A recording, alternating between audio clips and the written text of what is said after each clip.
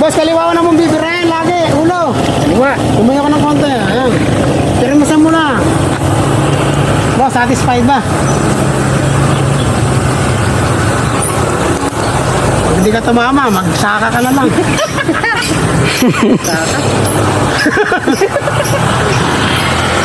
Oh, alam mo ka? Patay.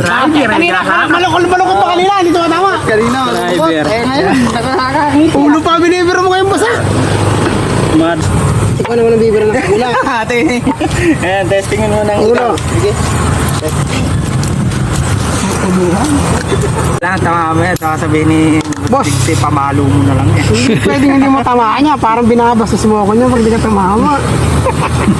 Masama kahit sa katawan hindi magkaiba kayo ng kamay eh. kaliwa ako eh.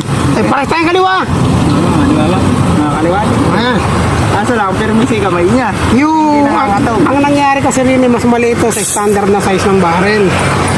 Ngayon, kaya nire-resize namin para mag-match sa kanya. Hindi siya saktong 22 size. Pero kasi mga imported, yung mga ng 5.5. Iba kasi 5.6. Ayan boss, oh. Tatlo lang ang balang gagamitin mo dyan. Mahirap pag-resize. Limitado tayo pumutong ngayon. Yes, sir. Bigyan mo yung papatamaan niya na puro ulo. Boss, kaliwa na mong bibirahin lagi. Ulo. Kaliwa. Tumayo ka ng konti. Ayan. Tirimasan mo na. Boss, satisfied ba? Pag hindi ka tumama, magsaka ka na lang.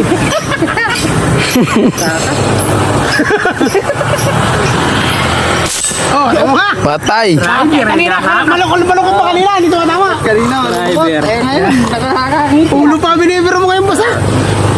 Madagunot ah. Eh, panghantik lang airgun mo kanina. Sandi pa lang bes yung lakas ng baril. Kaya kinukumbisi ko kanina, buti nagpakumbinsi. Hindi talaga tatama. Hindi na tama, ay atimola, kahit malayo. O, di mo nga. Patay. Uwi na makuwi na.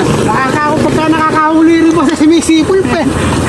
Sarap. Yan ang pwedeng ipakuha agad pag dinatid mo. Sige, eka, puntahan mo. Pupuntahan mo, wala naman yung papupuntahin mo. Nagagalit.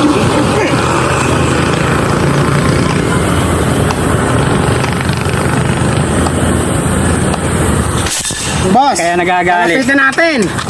Para mapatunayan pa natin maganda tama niya, ilalayo ngayon natin. Hindi ka tinama tama ng baril. Lalayo. Naman yung tama rin yan. Ulo yun. Puro ulo. Ha? Puro ulo.